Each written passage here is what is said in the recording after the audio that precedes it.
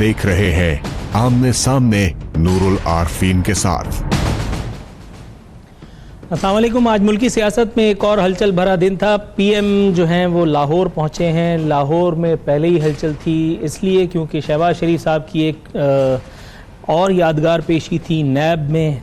नैब में पेशी क्या हुई कि लाहौर एक बार फिर जंगो जदल होने लगी। एक बार फिर लाहौर जो है वो तबाह आजमाई का मरकज़ बन गया। पूरा दिन DSNGs जो हैं वो वहाँ बिजी रही हैं।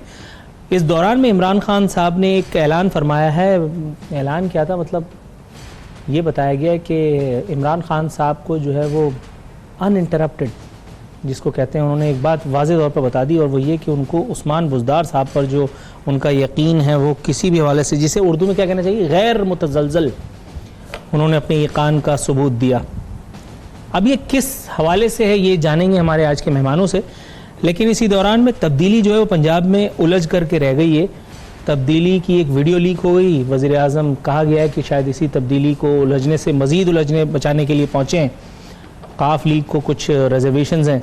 दूसरी तरफ जरदारी साहब ने भी कुछ अंडर 14 मैच वगैरह का जिक्र किया था। फिर उन्होंने कुछ कुव्वतों की तरफ इशारा किया था। उन्होंने बताया कि मुझे पता है मेरा किन कुव्वतों से मुकाबला है। इसी नौइयत के असरार और रमूज़ को सुलझाने के लिए आज मेरे साथ मौजूद हैं सेनेटर बहरामंद तंगी साहब। बावजूद नासाज़ी तबाह आज खुसूसी तौर पर हमारे प्रोग्राम में शरीक हो रहे हैं। उनकी आमद का इंतहाई मशकूर हूँ। ताल्लुक़ पाकिस्तान पीपल्स पार्टी से मोहतरमा सीमी बुखारी साहिबा, हमारी मुताद्दिद रिक्वेस्ट्स के बावजूद के बाद फाइनली मोहतरमा सीमी बुखारी साहिबा आज हमारे प्रोग्राम में जलवागर हो रही हैं। बहुत शुक्रिया मैम आपका कि अपनी मसरूफियत के बावजूद आपने हमारे प्रोग्राम के लिए वक्त दिया। सबसे पहले मैं आप ही की तरफ आऊँगा। ये मुझे बताइए, ये तब्दीली के साथ जो कुछ आज हुआ है, इत्तेहादियों ने, काफ लीग ने किया है, वो जो एक वीडियो किसी नेक आदमी ने रिलीज़ कर दी थी, उसके बाद फिर जो मामलात हुए हैं, चौधरी सरवर साहब को क्या पड़ी है कि वो काफ लीग की विकेट लेने के लिए, या वहाँ वाकई इत्तेहादियों को दिखाएं कहीं और मारे कहीं और से, ये सब सिलसिला चल रहा है? बिस्मिल्लाहिर्रहमानिर्रहीम। देखें जी, ये तो जब आप अलायंस करते हैं, मुख्तलिफ लोगों को अपने साथ मिलाते हैं, तो कुछ उनकी रिजर्वेशंस जो है ना वो लाजमी बात है कि होती हैं। और पार्टी के अंदर भी कभी जो है ना उनके मेंबर्स को, ये तो नॉर्मल सी बात है, एक जस्ट लाइक अ फैमिली के अंदर भी आप देखें होती हैं। तो ये तो फिर दूसरी पार्टी की जब अलायंस होती है तो कोई, लेकिन जी कोई अल्हम्दुलिल्लाह कोई परेशानी की बात नहीं है। ये इनकी जो भी रिजर्वेशन है वो हम दूर करेंगे। और चौधरी सरवर साहब हमारे जो हैं, क्योंकि वर्सटाइल पर्सनैलिटी है, वो उनकी हर एक के साथ उनकी दोस्ती है और वो उनको हम इसलिए जो है ये फरीजा खान साहब सौंपते हैं कि आप सबको मिला के चलें, सबको नाराज़गियाँ भी दूर करें, तहफ़्ज़ात भी दूर करें। तो मेरे ख्याल में ऐसी कोई परेशानी की बात नहीं है। आपको जल्द ही आपको मालूम हो जाएगा कि क्या कोई भी किसी की कोई परेशानी नहीं है इस वक्त हमारे लिए। सर बहरामंद साहब, ये मुझे बताइएगा, पाकिस्तान तहरीक इंसाफ को पंजाब में आज वो जो वीडियो लीक हुई है उसके बावजूद कोई परेशानी नहीं है, ये सुनकर अपोजिशन जमातों को परेशानी लाक हो गई होगी अब तक या नहीं? आरफीन साहब, थैंक यू सो मच। मैं आपको एक बात बता रहा हूँ कि पंजाब में जब भी PM साहब जाते हैं तो एक सेंटेंस है जो कि वो बुज़दार साहब के बारे में कहते हैं कि इसकी गांव में बिजली भी नहीं है और इसके घर में भी बिजली नहीं है। लेकिन मैं आज आपकी PM साहब की वो तकरीर याद दिलाना चाहता हूँ कि उसने कहा कि बुज़दार साहब पर जब मैं इसको CM बनाता था, बनाने का फैसला किया, तो PTI के बहुत ज़्यादा लोगों ने इसकी मुखालिफत की। तो यहाँ दो बातें सामने आ गई, या तो वो मशवरे को मुखालिफत कहते हैं, या अगर वो मुखालिफत करते हैं तो फिर PTI में वन मैन शो है, डिक्टेटरशिप है, किसी मशवरे को, किसी अपने कोलीग्स को, अपने MNS के मशवरे को उसकी कोई वजन नहीं है। और आज उन PTI के मशवरे पर आज मैं समझता हूं कि जो बुज़दार की CMशिप है, आज नाम के कोई CM नहीं है। आज 70 डेज में जो कुछ हमारे सामने और कौम के सामने आ रहे हैं, ये आपको मैं बता दूं आरिफीन साहब कि इतनी बड़ी सूबे को का बेड़ा गर्क करने जा रहा है।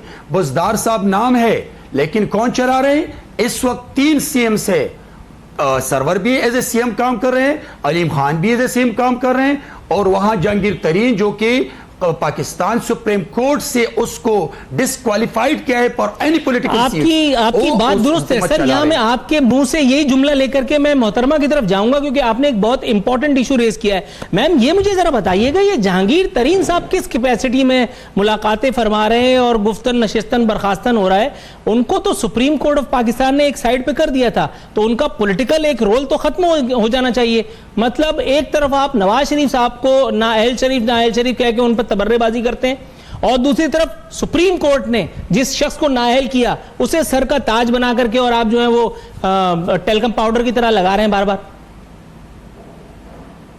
देखिए जी, जहांगीर तरीन का इस वक्त पार्टी में कोई ना ओहदा है ना उनका कोई रोल है, क्योंकि वो पार्टी के साथ पुराने मेंबर भी हैं, हमारे बड़े सीनियर किस्म के रुकन भी थे, तो उस वजह से उनकी मुलाकातें होती हैं, नेचुरल बात है। वो बिल्कुल एक जाके किसी कोने खुदरे में छुप के तो नहीं बैठ जाएंगे। इस वक्त अगर किसी से मुलाकात करें उसका ये मतलब नहीं है कि पार्टी के मेंबर्स को इन्फ्लुएंस कर रहे हैं या पार्टी मैटर्स में इंटरफेयर कर रहे हैं। तो इस किस्म की कोई भी मेरे ख्याल में किसी को कोई खतरा लायक नहीं होना चाहिए कि हम उनको कोई पार्टी के अंदर कोई अपने मामलात में दखल अंदाजी करने की उनको हिमायत कर रहे हैं, ऐसी कुछ भी बात नहीं। और दूसरे, इस वक्त हम सब लोग एक पेज पे हैं, हमारे चौधरी सरवर हों, परवेज इलाही साहब हों, बुज़दार साहब हों और इमरान खान हमारे जो वज़ीर आज़म हैं, सबसे टॉप पे तो ज़ाहिर है प्राइम मिनिस्टर चीफ एग्जीक्यूटिव हैं, और वो आते हैं गा बहा आके देखते हैं कि क्या परफॉर्मेंस हो रही है हमारे पंजाब में, हमारे CM क्या कर रहे हैं, उनके मिनिस्टर्स क्या कर रहे हैं, और वो हफ्ते 2 हफ्ते बाद आके उनको सबको देखते हैं और कोई उनकी तहफ़्ज़ात भी दूर करते हैं। और मेरे ख्याल में ये बहुत अच्छी बात है,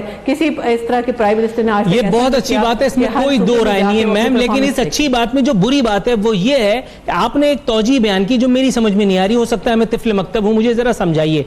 आई want to learn. Nawaz Sharif साहब जितने पुराने हैं अपनी तंजीम के लिए, अपनी पार्टी के लिए, उतने जहांगीर तरीन साहब आपकी पार्टी के लिए नहीं, क्योंकि अगर पॉलिटिकल एफिलिएशंस की बात की जाए तो उनकी पॉलिटिकल एफिलिएशन शायद उनको याद होगा, आपको तो याद नहीं होगा कि किस पार्टी से थी, बहुत पहले की बात है। दूसरी बात, अगर ये कोई मयार है कि उनकी एफिलिएशन थी और इस वजह से फिर वो आपके साथ हैं, ये कोई जवाब तो ना हुआ। नवाज शरीफ साहब को सुप्रीम कोर्ट ऑफ पाकिस्तान ने सेट असाइड कर दिया, बात खत्म। शहबाज शरीफ साहब आगे आ गए और अब वो अपनी पार्टी को लेकर के चल रहे हैं, असेंबली में भी उसकी नुमाइंदगी कर रहे हैं और सारे मामलात हैं। जहांगीर तरीन को बाकायदा नाअहल कर दिया गया था, उसी तरह से जिस तरह मियां नवाज शरीफ साहब के साथ मामलात रहे। नवाज शरीफ साहब साइड पे बैठ गए, जहांगीर तरीन साहब में और फुर्ती आ गई और चौकदस्ती आ गई, और इत्यादियों से मामलात निपटाने के लिए और फोटो सेशन करवाने के लिए उनको बाकायदा आगे कर दिया गया। तो हर वो हराम जो पिछली दफा हराम था, इस मर्तबा हलाल क्यों है? देखिए, मैं आपको दोबारा ये कहना चाहूँगी कि वो किसी मामले में मुदाखलत बिल्कुल नहीं कर रहे। अगर आप उनके एक प्राइवेट मीटिंग हो रही है जिसमें वो बातचीत कर रहे हैं अपने इत्तेहादियों के साथ, इसका ये मतलब नहीं है कि वो हमारे पार्टी के मामला में मुदाखलत कर रहे हैं। पार्टी के चेयरमैन हमारे जो हैं वो अपने प्राइम मिनिस्टर साहब और हमारे एक बार फिर कतल कलामी की गुंजाइश निकालते हुए, क्योंकि आप माशाल्लाह मुझे आप इतनी लेवरेज मुझे देती हैं, तो मैं बार बार इंटरप्शन करके आपको तंग करने की इजाजत चाहूंगा। मैम, वो मौसम का हाल पूछने तो नहीं गए होंगे वहां, यकीनन वो आबो हवा की तो करने नहीं गए होंगे, पकोड़े खाने तो ऐसे नहीं गए होंगे, फालतू आदमी तो नहीं है ना, तो वहां यकीनन वो पार्टी अफेयर्स ही डिस्कस हो रहे होंगे। जब पार्टी से ताल्लुक कोई नहीं तो वहां करने क्या रहे होंगे। लेकिन जी देखिए, अगर आप वो पार्ट, मैंने आपको बताया किसी कोने में जाके तो नहीं बैठेंगे, मामलात भी डिस्कस हो रहेंगे, एक पॉलिटिशियन है वो, लेकिन हमारे पार्टी के मामलात में उनका कोई मुदाखलत नहीं हो सकती, ना उनके पास कोई ओहदा है। फैसले जो हैं पार्टी के सब चेयरमैन, वाइस चेयरमैन और बाकी सारे हमारे मिनिस्टर्स, हमारे ओहदेदारान ही करेंगे, इनका कोई इसमें दखल नहीं होगा, ये मैं आपको यकीन दिलाती हूँ। Got your point. बहरामन साहब, सर एक इंकशाफ हुआ है और वो अमीर बख्श भुट्टो तहरीक इंसाफ सिंध के सदर ने किया है। फरमा रहे हैं कि पीपल्स पार्टी ने खुदकुशी और अमवात के सिवा कुछ नहीं दिया। दूसरी बात, अयान अली की पैरवी करने वालों के मुंह से बेनजीर कत्ल केस की बातें अच्छी नहीं लगती। अयान अली की तबीयत खराब थी, उन्होंने यकीन दिलाया था कि मैं पाकिस्तान आ रही हूं। अभी जब मैं स्टूडियो में आ रहा था तो थोड़ी देर पहले खबर चली कि अयान अली की नासाजी तबा की वजह से डॉक्टरों ने उन्हें सफर करने से मना कर दिया। अयान अली पर अगर कोई तबसरा आप फरमाना चाहें, मैं सवाल पूछ करके आपको इरिटेट नहीं करना चाहता। मैं आरिफीन साहब, सबसे पहले 2 सवाल अमीर बख्श भुट्टो साहब के बारे में भी बताना चाहता हूं। वो ट्राई करे और पाकिस्तान पीपल्स पार्टी के सिंध में एक जियाले का मुकाबला करे यूनियन काउंसिल के इलेक्शन में, तब पता चलेगा कि पाकिस्तान पीपल्स पार्टी ने लाशें दी हैं, पाकिस्तान पीपल्स पार्टी ने काम किया है। और मैं 2018 के इलेक्शन का मिसाल आपको देना चाहता हूं। अमीर बख्श भुट्टो साहब को, बेशक भुट्टो का नाम का हम एहतराम करते हैं और सिंध की धरती का हम एहतराम करते हैं, इसलिए कि हाँ वहाँ पे हमारा सियासी किबला है, वहाँ पर भुट्टो खानदान के 4 कब्रें हैं गड़ी खुदाबश में, तो हम इज्जत करते हैं ज़रूर। लेकिन 2018 के इलेक्शन में जो 18 पार्टियों के इत्तेहाद बन के पाकिस्तान पीपल्स पार्टी के मुकाबले करना चाहते हैं, तो इसका क्या मैसेज है? ये अमीर बख्श साहब को मैं बताना चाहता हूं कि चलो एक ऐसा करें कि हमारी पीपल्स पार्टी के इकतना वर्कर के ज़िमनी इलेक्शन में या यूनियन काउंसिल के इलेक्शन में मुकाबला करें, तो पाकिस्तान के अवाम आपको पीटीआई का जो आईना है वो आपको दिखाएंगे। दूसरी बात, आपका अयान अली की बात की, आरिफीन साहब मैं आपको बताना चाहता हूं, ये तारीख है फॉर द लास्ट 30 ईयर्स कि जब भी इस मुल्क में जो कुछ हो रहा है, जनाब आसिफ अली जरदारी साहब के पॉलिटिकल जो उसका वजन है उसको कम करने की नाकाम कोशिश हो रही है और मुख्तलिफ मौके पे ऐसा हुआ है। लेकिन आज भी जनाब आसिफ अली जरदारी साहब पार्लिमानी सियासत का महवर है। आज भी इस मुल्क में जब भी वो कुछ कहते हैं उस पर फिर आप जैसे भाई, आप जैसे काबिल लोग तबसरे करते हैं, उनकी एक एक बात को सामने रखते हैं। उसने 2013 के इलेक्शन में नवाज शरीफ को कहा था कि for the sake of this country, for the sake of strong democratic system, मैं आपको माफ करता हूं लेकिन मैं आपके साथ हूं।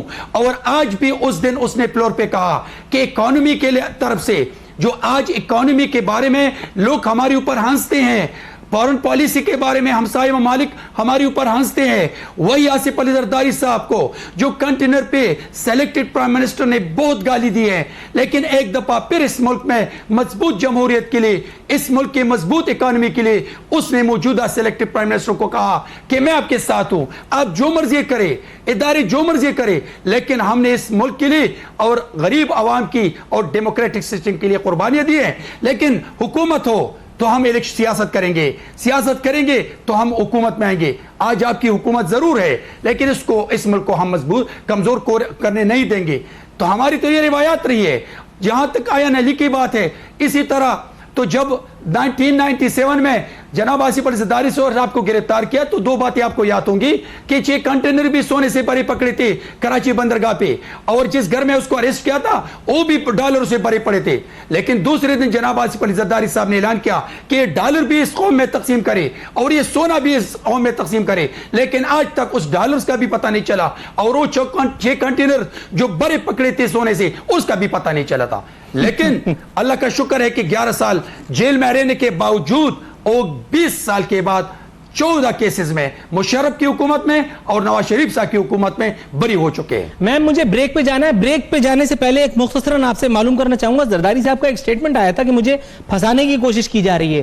क्या दुश्मनी है जरदारी साहब से? अच्छा खासा सब कुछ चल रहा है, क्यों आप लोग कर रहे हैं या ये कोई खुदाई मामला है? अल्लाह माफ करे। देखें जी, अब इस वक्त ये सब लोगों के केसेस नैब में आ चुके हैं और इनके केसेस चल रहे हैं। बड़े बड़े लोगों के घरों से डॉलर्स मिले थे जिनकी लॉन्चें पकड़ी गई थी, ये जो मॉडल गर्ल्स के हाथों डॉलर्स पकड़े गए थे, उनके ताने बाने जहां जा रहे हैं ये आप समझ रहे हैं। वो क्यों परेशान हो रहे हैं? अगर जिसने कोई गलत काम ना किया उसे मेरे ख्याल में कोई परेशानी नहीं होनी चाहिए, उसको कोई फंसा भी नहीं सकता। जिसने कोई कुछ किया है गलत काम वही फंसेगा, अदरवाइज उन्हें कहीं कोई फिक्र की जरूरत नहीं है। अगर आपने कोई गलत काम नहीं किया तो आप नहीं फंस सकेंगे। लेकिन मौजूदा दौर में तो वो कहते हैं मैम उसको छुट्टी न मिली जिसने सबक याद किया। यहाँ तो शरीफ आदमी बेचारा फंस जाता है, वो फालूदे वाला अभी तक बेचारा FIA के चक्कर में लिपटा हुआ है। बहरहाल फालूदे वाले और फालूदे के फयूज बरकत पे बात करेंगे एक मुख्तसर सी कमर्शियल ब्रेक के साथ। हमारे साथ मेहमान मौजूद हैं। एक मुख्तसर सा कमर्शियल ब्रेक।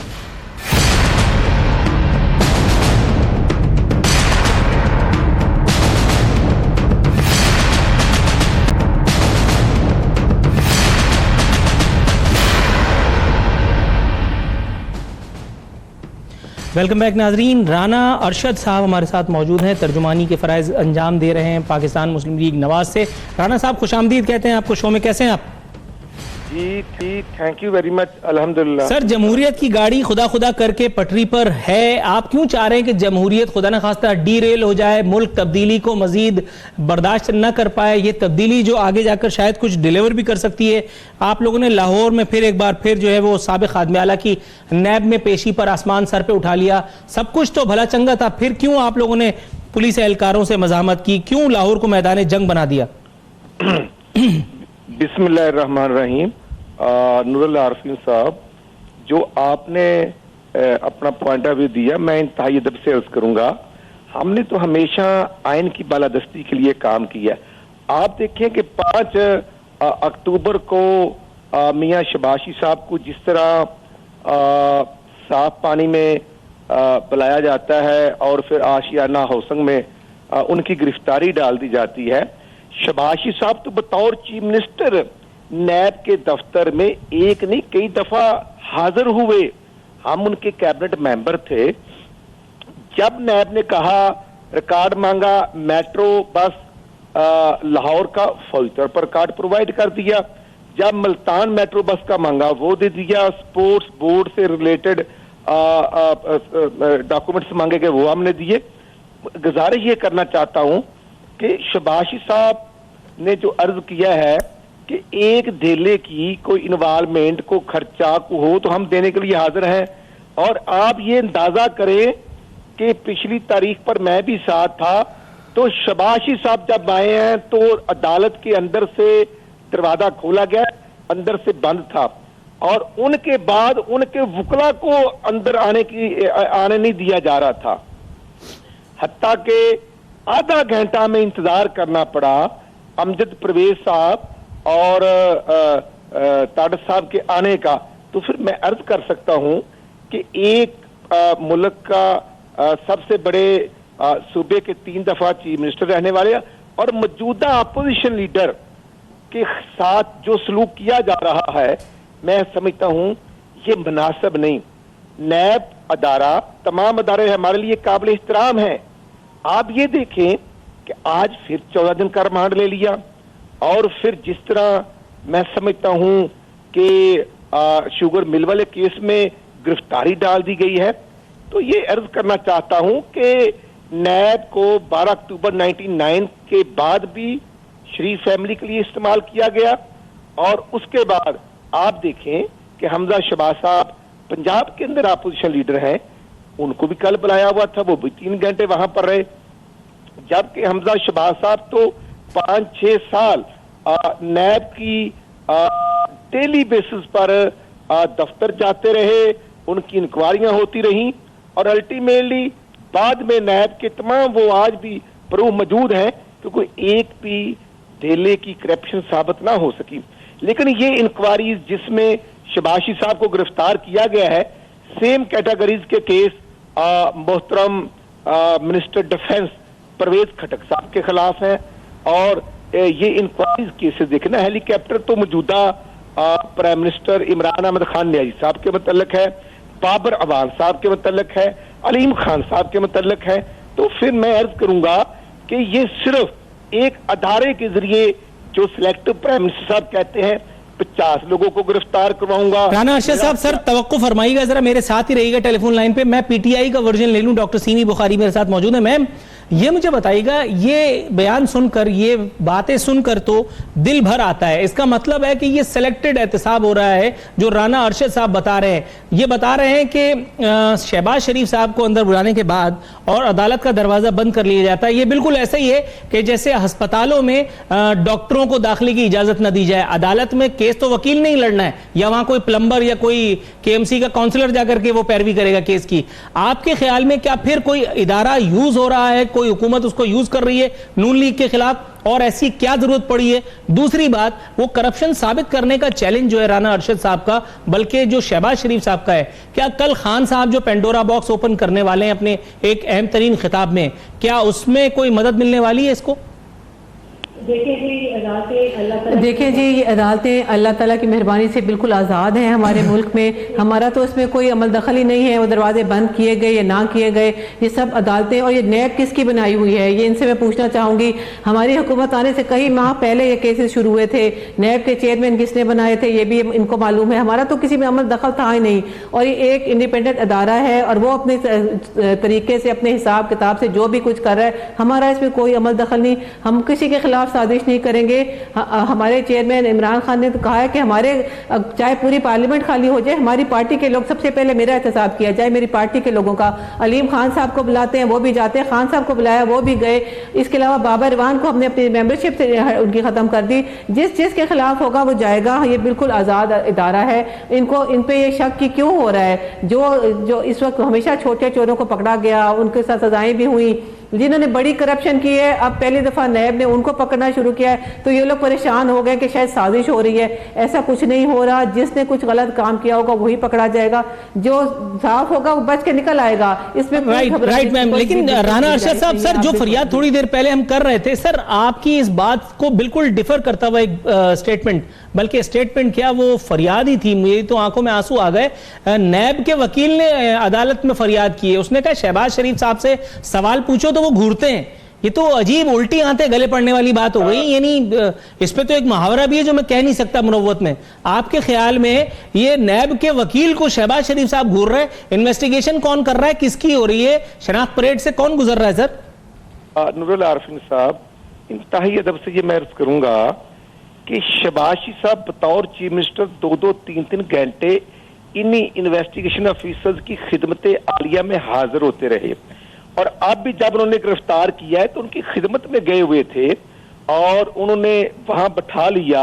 मैं ये अर्ज करना चाहता हूं कि इंक्वायरी की स्टेज से केस गुजर रहा है आशियाने का, तो फिर उन्होंने गिरफ्तारी डालने से पहले जो प्रोब किया, जो इन्वेस्टिगेशन की, उसमें बता दें कि कितने लाख इन्वॉल्व हैं, कितने करोड़ हैं, कितने अरब वहां पर खजाना खास्ता शहबाज शरीफ के नाम पे किसी ने लिए। शहबाज शरीफ साहब उसमें इन्वॉल्व हैं, शहबाज शरीफ साहब की कोई इन्वॉल्वमेंट दिखा दें। मैं समझता हूं कि 1 रुपया भी गवर्नमेंट के खजाने से नहीं निकला। शहबाज शरीफ साहब, आज जो इमरान खान न्याजी साहब 50 लाख घरों की बात करते हैं, हमने भी बिल्कुल उसी तरह गरीब के दुख दर्द को महसूस करते हुए आशियाना हाउसिंग प्रोजेक्ट्स को गरीबों के लिए, आम आदमी के लिए घर बना रहे हैं। और जो एक बिडर था हनीफ एंड सन्स वाले, वो जब 1.5-2 साल काम नहीं करते तो अल्टीमेटली मौजूदा गवर्नमेंट या हर गवर्नमेंट जो होती है वो जिम्मेदार होती है हर इश्यूज को, हर प्रोजेक्ट्स को मुकम्मल करवाने की या उसको रुकवाने की। तो एक प्रोसीजर अडॉप्ट हुआ और वो जो कंट्रैक्टर था वो नैब को वांटेड था, और यहां पर प्रोसीजर अडॉप्ट होता है। तो फिर मैं अर्ज करूंगा, वही ठेकेदार जो है वो खैबर पख्तूनख्वा में मेट्रो बस का ठेकेदार है, और वहां पर देख लें कि जो 18 से 20 अरब की बात कर रहे थे मेट्रो बस की, आज वो 70 अरब तक पहुंच चुका है। तो फिर वहां पर तो नैब नहीं पूछ रही, वहां पर खैबर पख्तूनख्वा में बिलियन ट्रीज के नाम पर तकरीबन 18 अरब रुपए गवर्नमेंट के खजाने से निकला, वहां पर तो बात नहीं होती। फिर वहां पर इंसाफ कमीशन को ताला लगाकर तकरीबन 1 अरब रुपए के करीब उसके अखराजात हैं जब जनरल हामिद खान साहब को फारिग किया गया।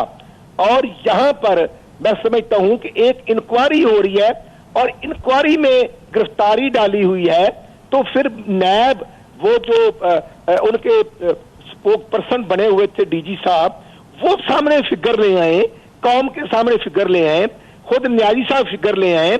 अगर अलीमा भी सर न्याजी साहब के फिगर लाने पे आपने खूब अच्छी कही। मैम ये मुझे बताइएगा, ब्रेक पे मुझे जाना है, खान साहब जो हैं वो कल कौम से खिताब भी फरमाने वाले, या प्रेस कॉन्फ्रेंस के जरिए वो करप्शन के हवाले से कुछ इंकशाफात फरमाएंगे, कोई आइडिया देंगी क्या होने वाला है कल? देखिए जी, ये अलीमा खान साहब का भी नाम लेते हैं बारहा, उन्होंने कभी कोई पब्लिक ऑफिस होल्ड नहीं किया और उन्हें खुद आकर कहा मैं अपना सारा हिसाब किताब दे दूंगी, जो भी मेरे पे केस है बनाना चाहते हैं बना लें, मैं सब कुछ ब्लैक एंड वाइट में पेश कर दूंगी कि मैंने कहाँ क्या बनाया, कहाँ से कमाया। वो रही बात खान साहब की प्रेस कॉन्फ्रेंस में, तो अब आप एक दिन और सब्र कीजिए और कल इंशाल्लाह आपको सब इंकशाफ हो जाएंगे जो जो मजीद होने हो। मेरा नाम तो नहीं है ना, बाकी सब खैरियत है। जी बिल्कुल, आपका कैसे हो सकता है, आप तो कभी पब्लिक ऑफिस होल्ड नहीं किया आपने। Got your point. नाज़रीन, यहाँ वक्त तो एक मुख्तसर से कमर्शियल ब्रेक का, ब्रेक के बाद वापस आएंगे तो आपको कंक्लूजन की तरफ लेके जाएंगे।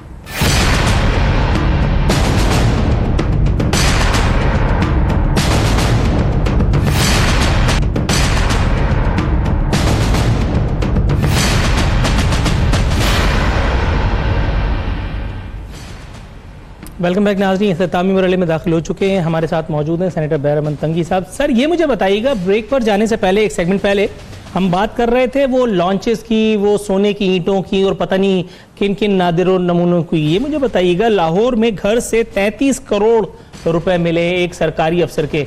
ये खबर सुनने के बाद तो पीपल्स पार्टी की क़यादत ने कम से कम 2 नवाफिल शुक्राने के अदा कर लिए होंगे कि कम से कम लाहौर से भी इस तरह की खबरें आई। यहाँ तो सिर्फ सूबा सिंध में ही ये तरक्की आ रही थी, और वो भी चंद गरीब गुरबा के, सेलेक्टेड गरीब गुरबा के, जिनके अकाउंट में पैसे डाल के और फिर बाकायदा निकाल भी लिए जाते थे, और आखिर में वो वही कहते थे, हाथ आया मुंह ना लगा। आरिफीन भाई, पाकिस्तान पीपल्स पार्टी की तारीख रही है, लीडरशिप की भी और पाकिस्तान पीपल्स पार्टी के वर्कर्स की भी, कि पाकिस्तान पीपल्स पार्टी ने हमेशा उसूलों पे सियासत की है, और उसूलों पे सियासत करके पाकिस्तान पीपल्स पार्टी की लीडरशिप ने भी अपनी जान की कुर्बानी दी है, और साथ साथ वर्करों ने भी अपनी जान की कुर्बानी दी है। लेकिन जब भी पाकिस्तान पीपल्स पार्टी अपोजिशन में होती है तो भी पाकिस्तान पीपल्स पार्टी अपने मैनिफेस्टो और मंशूर पे स्टैंड लेती है, और जब वो हुकूमत में आती है तो उस वक्त भी उसने अपोजिशन में जो रोल प्ले किया है उस वक्त भी अपनी बात से पीछे नहीं हटी है। आते हैं इस वक्त जो मौजूदा सिलेक्टेड प्राइम मिनिस्टर साहब है, तो प्राइम मिनिस्टर बनने के बाद 70-80 दिनों में उसने ड्यूरिंग द इलेक्शन कैंपेन जो कुछ कहा था, अभी भी जो कुछ कह रहे हैं, और बाहर ममालिक में जाके बिजनेस कम्युनिटी को और जो स्पीचेस में जो कुछ कह रहे हैं, आप इसको भी देख लें। और शहीद जुल्फ़िकार अली भुट्टो से लेके शहीद मोहतरमा बेनज़ीर भुट्टो, जनाब आसिफ अली जरदारी साहब और बिलावल भुट्टो जरदारी साहब तक आप देख लें, उनके किरदार को भी, उनकी स्पीचेस को भी, अपोजिशन में उनकी स्पीचेस को और हुकूमत में भी। क्या जब मुल्क के तमाम पॉलिटिकल लीडरशिप ने ऐवान में जाने का ऐलान किया कि हम ओत नहीं लेंगे, तो इस वक्त एक लीडर था जनाब बिलावल भुट्टो जरदारी साहब ने, कि उसने तमाम पॉलिटिकल लीडरशिप से डायलॉग्स करके इस बात पे एक फैसला किया कि नहीं, हमने ओथ भी लेना है, पार्लियामान भी जाना है, और पार्लियामान के फ्लोर से अगर इस वक्त मुल्क के और मुल्क के गरीब आवाम के बारे में जो बिल्स आते हैं, जो रिजोल्यूशंस आते हैं, जो फैसले आते हैं, वी विल सपोर्ट हिम। लेकिन आपको पता है कि उसके बाद भी प्राइम मिनिस्टर इमरान साहब अभी तक कंटेनर पे हैं। उसने प्रेस कॉन्फ्रेंस के जरिए, उसने पार्लियामान के फ्लोर से, उनके फेडरल मिनिस्टरों ने उसके सेनेट फ्लोर से जो तकरीर करते हैं और गाली से शुरू करते हैं, धमकियों पे खत्म करते हैं। हम समझते हैं कि पाकिस्तान पीपल्स पार्टी कभी भी इस पे खुश नहीं होगी कि एक अकाउंट्स के बारे में बात आती है और हम कहते हैं कि इसको भी होना चाहिए। नहीं, केपी में भी इसी तरह अकाउंट्स के बारे में हम सुनने आ रहे हैं, पंजाब में भी आ रहे हैं, सिंध में भी हम सुन रहे हैं। लेकिन हम ये समझते हैं कि इस वक्त जरूरत इस बात की है, जो इदारे मौजूद हैं, जो इदारे काम करते हैं, उन इदारों को चाहिए कि उन अकाउंट्स के रिस्पॉन्सिबल को पकड़ ले और उनको सजा दे दे। हम ऐसी बातों पे और गैर उसूली बातों पे आप बात कर रहे हैं सजा की, मैं जिक्र करने चला हूं जजा का, वो भी मोहतरमा सीमी बुखारी से। मैम, ये मुझे बताइएगा, जब इमरान खान साहब अक्सर, बल्कि जब क्या अक्सर औकात, आज भी इमरान खान साहब ने वही किया, उस्मान बुज़दार पे अपने भरपूर गैर मुतज़लज़ल एतमाद का उन्होंने वाशगाफ अल्फाज में ऐलान फरमा दिया। ऐसे कौन से हीरे मोती लाल जड़े हैं उन्होंने, कौन सा उनका विजनरी यानी फैसला सामने आया है, उनमें ऐसी क्या चार्म है उनकी शख्सियत में, कौन सी उन्होंने, जिसको कहते हैं, अगर आप मेरी जुबान में कहें, कौन सी तोप चलाई है उन्होंने अब तक, कि जिसके नतीजे में खान साहब उनसे इतने मुतमईन हैं कि कि खान साहब उन पर बाकायदा बार बार ये कह रहे हैं कि मैं वारी में सदक़े? देखिए जी, ये उनकी कारकर्दगी है जिसको वो देख रहे हैं, क्योंकि मुल्क जो है आप भी देख रही होंगी यकीनन मैम, मुझे भी दिखाई हालात में फंस चुका था। जी, मैं ये आपको बता रही हूँ कि एकदम से तोप नहीं चलाई जा सकती। जिस मुल्क के हालात थे जो डिफ़ॉल्ट होने के जा रहा था, उसमें उन्होंने, ज़रूरी नहीं है कि एक लाहौर का शख्स ही हो जो इस वक्त पंजाब में आके हुकूमत करे हो, उसका हुक्मरान बने। किसी उन्होंने साउथ से के एक ऐसे शख्स को लेकर आए हैं जहाँ पे ना बिजली थी, ना वहाँ पे इतने मसाइल थे, पसमानदा इलाके की नुमाइंदगी कर रहे हैं, और लेकिन ताकि उनके उस इलाके के दर्द रखते हैं, वो पूरे पंजाब के वो काम कर रहे हैं। और इस वक्त आप देखिएगा 100 दिन के अंदर आप देखिएगा कि जो जो इन्होंने काम किया सब मंजर आम पे आ जाएंगे। और एक वो ऑनेस्ट बंदे हैं, ऑनेस्टी से दिन रात उन्होंने भी खान साहब की तरह एक छुट्टी नहीं कर रहे, वो दिन रात खुली कचहरियां लगा रहे हैं, लोगों के मसाइल हल कर रहे हैं। मैम तो मेरे ख्याल में 2-3 पॉइंट से अगर आप मुझे इजाजत दें, आपका तारा इसीलिए बने हैं वो 2-3 पॉइंट से अगर आप मुझे इजाजत दें। एक, बददियानत मैं भी नहीं हूँ। दूसरा, छुट्टियां अभी तक मैंने भी कोई खास नहीं की। तीसरा, बैकग्राउंड पे अगर आप मेरे जाएंगे तो आपके आंसू निकल पड़ेंगे, बल्कि शायद आप इखलाकन चीख भी पड़ें जिस बैकग्राउंड से मैं आया हूँ। मेरी 14 नस्लों में कोई मीडिया में नहीं था, हमारी पार्टी में अल्लाह का लेकिन ये जो इंकशाफ आपने फरमाया है कि इमरान खान साहब की जहादीदा नजरों ने वो देखा उनकी परफॉर्मेंस को और उसके बाद उनको निशाने हैदर अता किया, ये हमें भी तो पता चले ना कि ऐसी कौन सी कारकर्दगी है कि जिसका खान साहब को अंदाजा तो है मगर वो शेयर नहीं कर रहे। मैं तो सिर्फ ये पूछ रहा हूँ।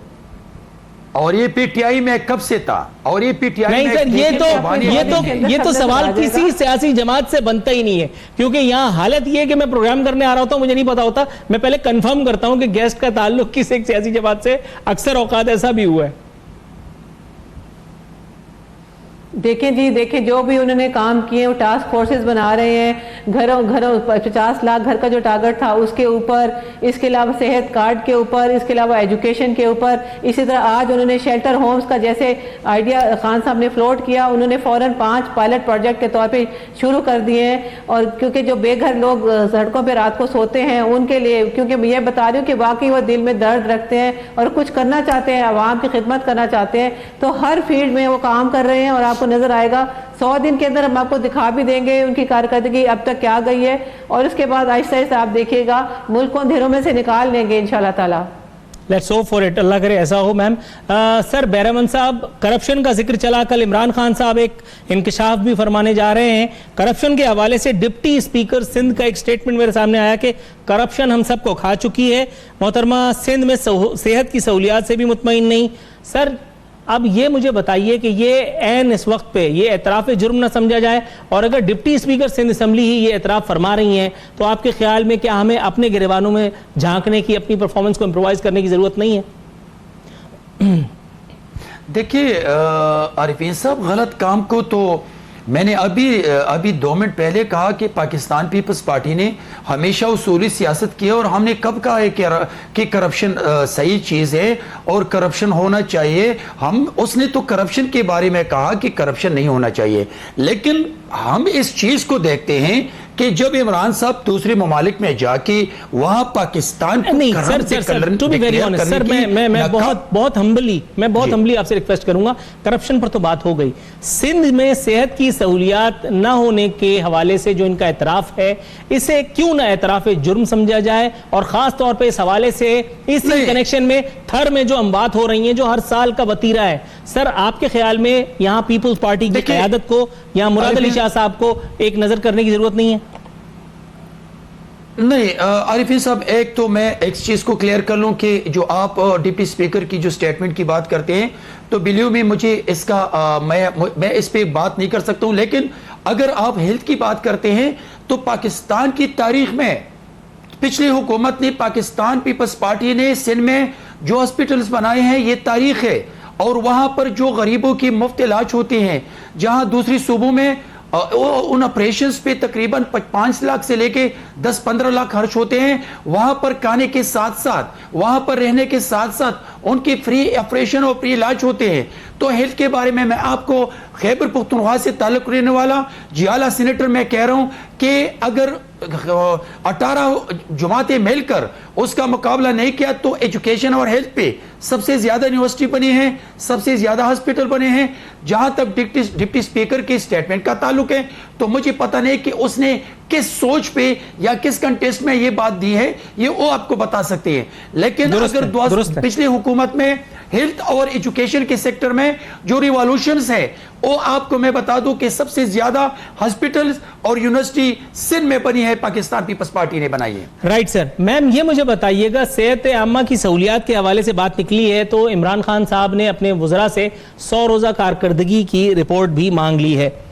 आपके ख्याल में अब इस रिपोर्ट के मांगे जाने के बाद, तलब किए जाने के बाद कितनी विकेटें गिरेंगी? क्योंकि खान साहब बॉलिंग में तो माशाल्लाह वैसे ही वो कमाल थे, ऑलराउंडर भी वो गजब के थे, कप्तान उससे अच्छे। आपके ख्याल में कितने खिलाड़ी अब पवेलियन की तरफ लौटेंगे, कितने नए खिलाड़ी इंडक्ट किए जाएंगे और उसका क्या रिजल्ट कौम को नजर आएगा? देखिए जी, विकेटें कितने गिरेंगी ये मैं अभी प्रेडिक्ट नहीं कर सकती, लेकिन क्योंकि खान साहब ने पूरी बहुत सख्त कड़ी निगाह रखी हुई है, जिस तरह वो क्रिकेट में रखा करते थे अपनी टीम पे, तो इसीलिए सब लोग बहुत एहतियात से खेल रहे हैं और वो अपना काम कर रहे हैं एहतियात के साथ कि हर कोई जिसको जो टास्क दिया गया है वो दिन रात एक कर दिया उन्होंने कि कोई किसी किस्म की कोई शिकायत हमारे पीएम को ना हो। और वो खुद से भी दिल से यही चाहते हैं कि हम मुल्क में जो इतने प्रॉब्लम्स क्रिएट हो चुके थे उनको दूर किया जाए। 100 दिनों में जितना कुछ हो सकता है वो इंशाल्लाह ताला सेहत का फील्ड हो या एजुकेशन के मरहला हो, इसके अलावा जो भी आप देखिएगा साउथ पंजाब के सूबे के बनाने के लिए वो भी टास्क फोर्स एक बन चुकी है। मतलब जो जो हमने एजेंडे में पॉइंट्स रखे थे उन सब के ऊपर काम हो रहा है। क्लीन एंड ग्रीन पाकिस्तान पे काम हो रहा है, पानी की सफाई के लिए, सफाई सुथराई के लिए क्लीन वाटर जो है प्रोजेक्ट्स हैं, स्पेशली कराची के लिए पानी के और ट्रेन चलाने के, और बहुत सारे ऐसे प्रोजेक्ट्स हैं उन हर मिनिस्टर लगे हुए हैं कि कोई शिकायत का मौका ना मिले। और इंशाल्लाह ताला मुझे पूरी उम्मीद है कि इस दफ़ा शायद कोई विकेट ना गिर पाए और सब लोग हम लोग पूरी तरह से कामयाब हो, एक पूरी टीम हमारी। Ma'am on a lighter note बस एक जनरल नॉलेज का सवाल है, मुख्तसर जवाब इनायत कीजिएगा ताकि मैं वाइंड अप पे जाऊं। कल अपने सवाल में मैं अपने एक प्रोग्राम में पूछ चुका हूं फयाजुल हसन चौहान साहब का, आप चूंकि खातून है आपको पता होगा, ये फयाजुल हसन चौहान साहब ने बताया था एहतिसाब का कद्दू सब में बटेगा। आप खाना वाना भी पकाती होंगी, ये एहतिसाब का कद्दू नामी डिश ये कैसे बनती है और कहां कहां बट पाती है, और आपके ख्याल में क्या खान साहब भी वुज़रा में बांट पाएंगे ये?